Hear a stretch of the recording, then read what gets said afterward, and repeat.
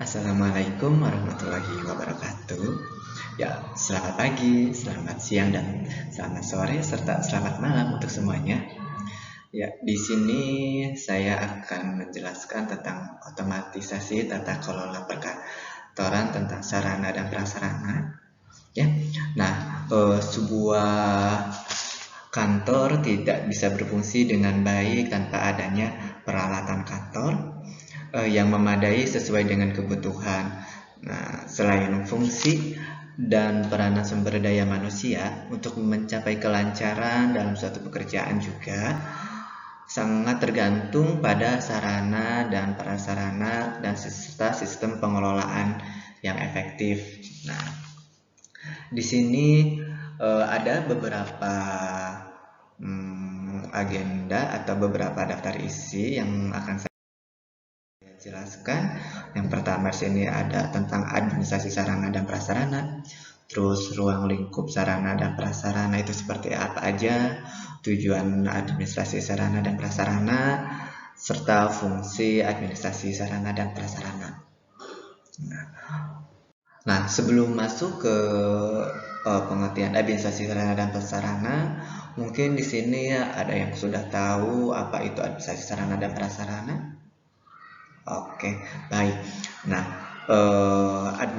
pengertian administrasi sarana dan prasarana itu dibagi tiga menurut Association of Facilities Managers atau AFM. Yang kedua menurut Permen Pendidikan Nasional nomor 20 tahun 2007, serta yang terakhir itu Kamus Besar Bahasa Indonesia atau KBBI.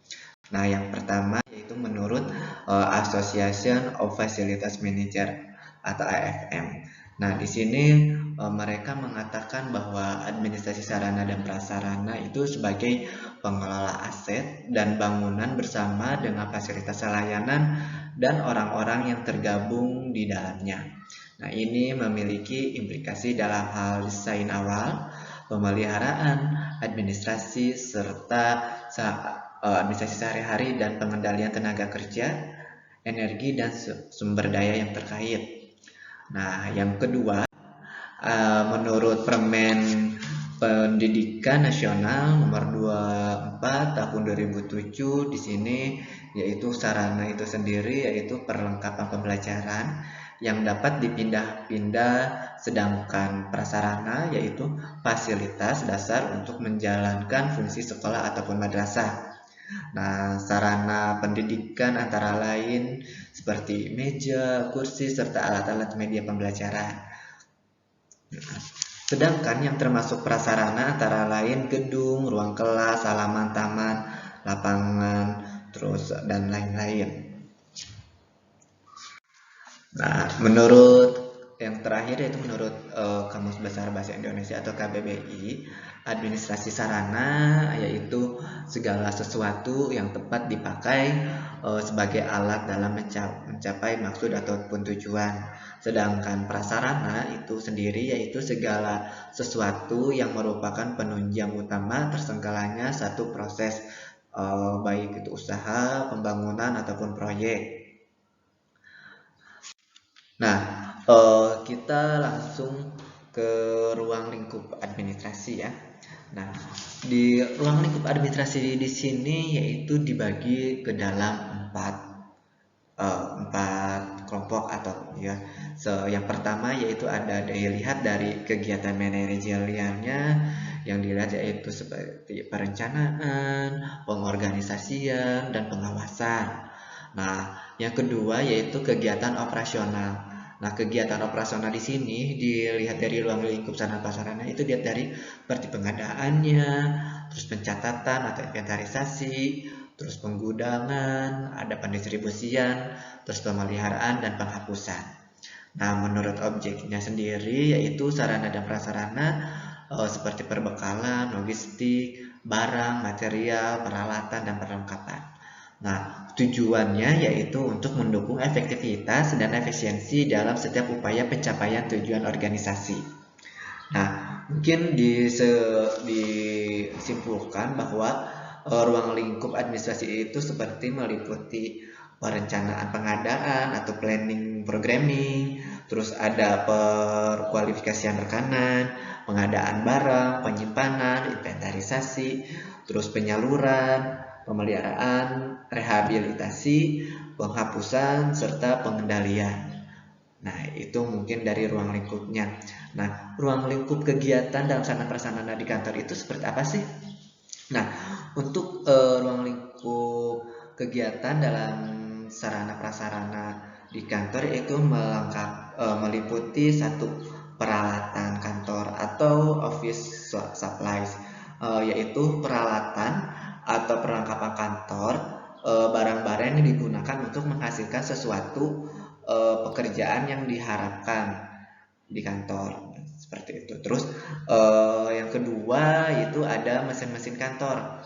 Nah, mesin-mesin kantor di sini yaitu sebuah alat yang dipergunakan untuk menghimpun, mencatat, dan mengolah bahan-bahan ataupun data keterangan dalam suatu pekerjaan tata usaha yang cara kerjanya bersifat magnetik, elektrik, dan mekanik. Nah, itu untuk mesin kantor.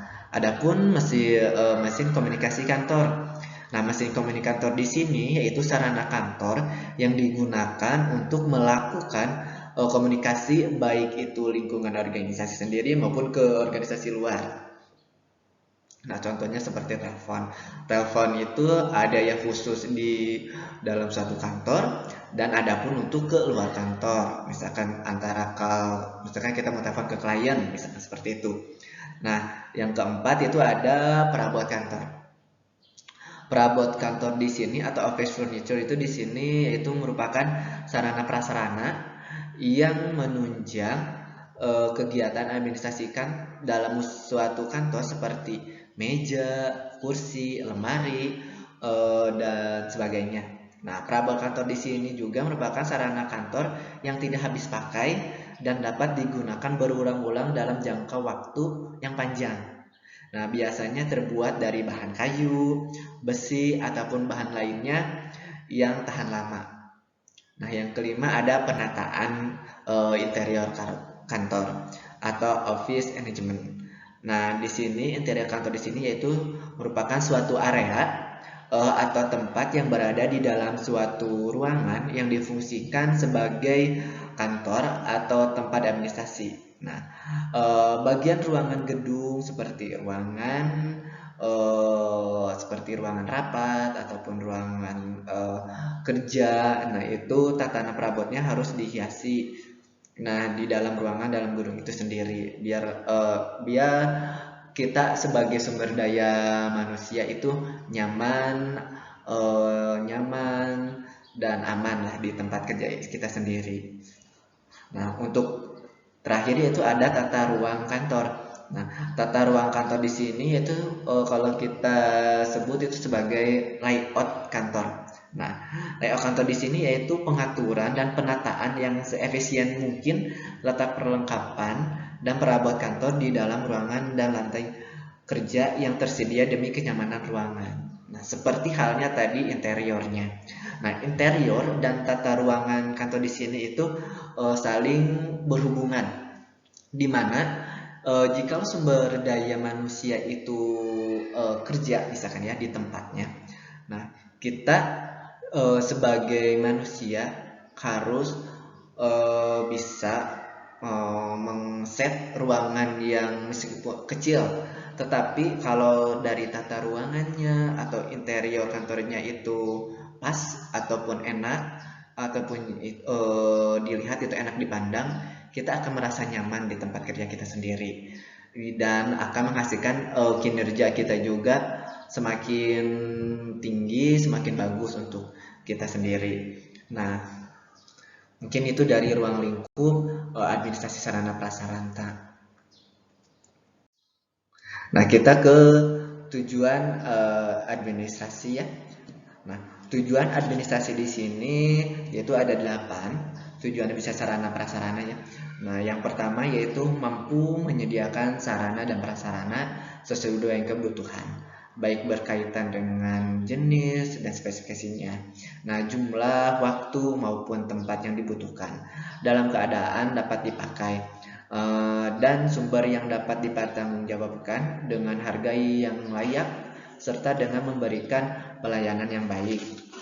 Terus yang kedua, eh, itu mampu menyediakan informasi berkaitan dengan keberadaan sarana dan prasarana ataupun perbekalan yang dapat digunakan sebagai sarana untuk melakukan pengawasan dan pengendalian perbekalan serta dapat digunakan sebagai instrumen pengembalian keputusan berkaitan dengan tindakan-tindakan manajemen perbekalan seperti pengadaan barang atau pengadaan perbekalan, distribusi, dan penghapusan perbekalan.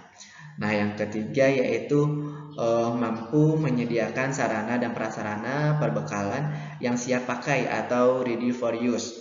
Nah, ke unit-unit kerja maupun personil sehingga menjamin kelangsungan aktivitas maupun tugas setiap unit kerja maupun personil dalam suatu organisasi melalui penyelenggaraan pengelolaan gudang dan distribusi secara optimal. Nah, yang keempat dari tujuan administrasi sarana dan prasarana yaitu mampu menjaga dan mempertahankan kondisi teknis, daya guna dan daya hasil, baik secara preventif maupun represif, secara optimal guna mendukung optimalisasi fungsional maupun umur barang. Nah, yang kelima yaitu mampu melakukan pengakhiran fungsi sarana dan prasarana atau perbekalan dengan mempertimbangkan dan mengargumentasi yang dapat dipertanggungjawabkan guna mendukung kelancaran pelaksanaan aktivitas maupun tugas serta mencegah tindakan pemborosan. Nah, yang keenam yaitu mampu mencegah dan mengambil tindakan antisipatif terhadap berbagai penyimpangan dalam setiap kegiatan pengelolaan maupun mencegah dan mengambil tindakan antisipatif terhadap berbagai penyimpangan dalam setiap kegiatan pengelolaan maupun penggunaan sarana dan prasarana, ya, seperti dalam menekankan pengeluaran biaya, baik berkegiatan finansial, tenaga, waktu, material maupun pikiran. Juga mendukung kelancaran pelaksanaan aktivitas dan tugas dalam organisasi.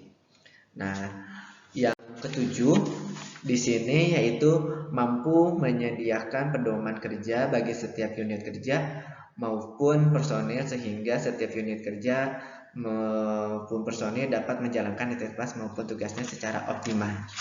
Nah, yang terakhir, yang kedelapan yaitu mampu membangun budaya penggunaan sarana dan prasarana ataupun perbekalan secara bertanggung jawab oleh para pegawai di lingkungan organisasi sehingga dapat dicegah dan dihindarkan tindakan penyimpangan maupun pemborosan. Nah, itu tujuan dari administrasi sarana dan prasarana. Nah, adapun fungsi administrasi sarana dan prasarana itu di sini ada 8. Yang pertama yaitu fungsi perencanaan. Nah, fungsi perencanaan di sini yaitu kegiatan pemikiran, penelitian, perhitungan dan perumusan tindakan-tindakan yang akan dilakukan, baik berkaitan dengan kegiatan-kegiatan operasional dalam pengelolaan sarana dan prasarana ataupun perbekalan, penggunaan, terus pengorganisasian maupun pengendalian perbekalan. Nah, yang kedua yaitu ada fungsi faktor penentu kebutuhan. Nah, fungsi faktor penentu kebutuhan itu di sini dibagi 5 bagian, yaitu ada fungsi faktor yuridis. Pada dasarnya faktor ini meliputi tentang peraturan-peraturan dan ketentuan-ketentuan serta batasan-batasan terhadap keamanan, desain, penyedia barang, pengadaan dan sebagainya, dan prosedur persyaratan dana-dana yang digunakan. Nah, yang kedua yaitu ada persyaratan-persyaratan proyek. Nah, tujuannya itu untuk dalam mencangkup tujuan proyek dalam waktu tertentu. Nah, kondisi, lokasi, manfaat jangka panjangnya. Nah, yang kelima dilihat dari yang ketiga evaluasi sosioekonomi, keempat evaluasi teknoekonomi dan perkembangan swadaya swasembada. Nah, itu dari fungsi faktor penentu kebutuhan. Nah, yang ketiga itu di sini ada fungsi penganggaran. Nah, Kenapa ada fungsi penganggaran di sini? Yaitu karena fungsi penganggaran ini terdiri dari kegiatan-kegiatan ataupun usaha-usaha untuk merumuskan perincian penentuan kebutuhan dalam suatu skala standar, yakni skala mata uang dan jumlah biaya, dan memperhatikan pengarahan dan pembatasan yang berlaku terhadapnya. Nah, yang keempat yaitu ada fungsi pemindahan ataupun penyaluran secara fisik. Nah, di sini yaitu merupakan pemindahan hak dan tanggung jawab fisik barang secara penuh kepada pihak user dalam internal organisasi itu tersendiri. Nah, user di sini atau pengguna barang selanjutnya disebut konsigni pemakai. Nah, sedangkan pihak yang memindahkan hak dan kewajiban disebut sebagai subjek ini bukan pemakai. Nah, yang kelima yaitu ada fungsi penggudangan. Fungsi penggudangan di sini merupakan serangkaian kegiatan pengurusan dalam penyimpanan perbekalan, mulai dari kegiatan penerimaan, pencatatan, pemasukan, terus pengaturan, pembukuan, adapun pemeliharaan, pengeluaran dan pendistribusian sampai dengan kegiatan pertanggungjawaban pengelolaan gudang, seperti pembuatan laporan dengan tujuan untuk mendukung kontinuitas kerja unit kerja. Jadi di sini kenapa ada penggunaan itu? Jadi ada catatannya. Misalkan saya sebagai yang bagian dari sarana dan prasarana. Nah, saya akan bagikan ke staf-staf saya, misalkan ini sarana kamu, aset kamu, misalkan barang-barang kamu. Nah, itu harus dicatat. Saya dikasih ke A, misalkan terus dikasih ke B, ke C, dan ke D. Nah, nanti itu ada catatannya. Nanti kita laporkan sebagai bahwa barang ini telah diberikan kepada si A, si B, dan si C. Nah, nanti ada jangka waktunya berapa lama untuk nanti adanya penghapusan tadi, nanti di nomor 8-nya. Nah, terus ke-6 yaitu fungsi perawatan. Nah, tadi kan ada dari penggundangan itu dibagi-bagi. Nah, nanti itu ada fungsi perawatannya. Nah, fungsi perawatannya di sini yaitu upaya untuk meningkatkan kualitas pelayanan. Nah, ya, fungsi perawatan di sini untuk meningkatkan kualitas pelayanan peralatan yang ada kepada organisasi perusahaan melalui proses perencanaan atau planning. Nah, pengorganisasian ataupun organizing, pengarahan, pemberdayaan dan pengawasan seluruh komponen dan sumber daya yang ada untuk mencapai tujuan yang telah ditetapkan secara efektif. Nah, jadi perawatan di sini itu kita harus adanya perencanaan dulu ataupun planning. Nah, kita planning perawatannya mau berapa bulan sekali ataupun apakah setahun sekali, seperti itu. Jadi misalkan saya beli misalkan mesin printer. Nah, mesin printer ini kita rencanakan dulu perawatannya itu seperti apa, berapa bulan sekalinya. Nah, seperti itu.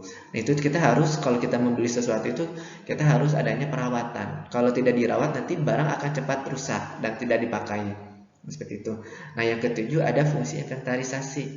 Nah, fungsi inventarisasi di sini adalah kegiatan dan usaha untuk memperoleh data yang diperlukan mengenai barang-barang perlengkapan yang dimiliki atau dikuasai dan diurus di departemen. Nah, baik yang diadakan melalui anggaran belanja pembangunan, dana sumbangan pembinaan, melalui pendidikan maupun sebagai hasil usaha pembuatan sendiri. Nah, ini sebagaimana mestinya menurut ketentuan dan tata cara yang telah ditetapkan oleh pimpinan departemen. Nah, di sini fungsi inventarisasi ini seperti yang tadi dikatakan ya, untuk memperoleh data yang diperlukan mengenai barang-barang perlengkapan. Nah, inventarisasi ini misalkan di dalam suatu organisasi itu ada misalkan ada pimpinan dan ada bawahan. Nah, si pimpinan ini akan memberikan inventaris motor misalkan ke karyawan A. Nah, dia ini itu si motor ini itu harus dicatat juga fungsi apa sih pembukuannya ke siapa, mau diberikan ke siapa, terus nanti nyambung lagi ke perawatannya itu seperti apa. Nah, dan serta harus diinventarisasi ataupun dicatat ini untuk mengelola data nantinya. Berapa tahun penggunaan si motor itu untuk digunakan. Nah, seperti itu. Nah, yang kedelapan itu ada fungsi penghapusan barang inventaris. Nah, dan setelah diinventarisasi, yang tadi adanya penghapusan barang. Nah, fungsi barang ini proses kegiatan yang bertujuan untuk mengeluarkan atau menghilangkan barang-barang dari daftar inventaris karena barang itu sudah dianggap tidak mempunyai nilai guna ataupun sudah tidak berfungsi lagi.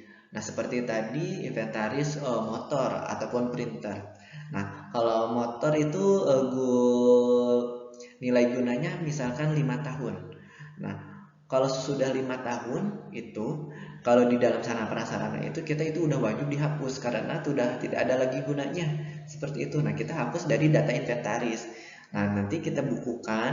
Nah, dari penghapusan data inventaris itu, nah si motor ini kita bisa minta jual kembali misalkan dilelang atau seperti apa. Nah, nanti hasilnya bisa lagi kita belikan misalkan sarana ataupun sarana prasarana apa ataupun peralatan apa. Nah, itu dari fungsi administrasi. Nah, mungkin untuk pertemuan kali ini saya cukupkan sampai di sini. Jikalau ada pertanyaan ataupun yang belum paham bisa menghubungi saya chat pribadi ya di di grup ataupun di mau personal juga boleh ya. Cukup sekian penjelasan dari saya. Saya ucapkan terima kasih. Ya, wassalamualaikum warahmatullahi wabarakatuh.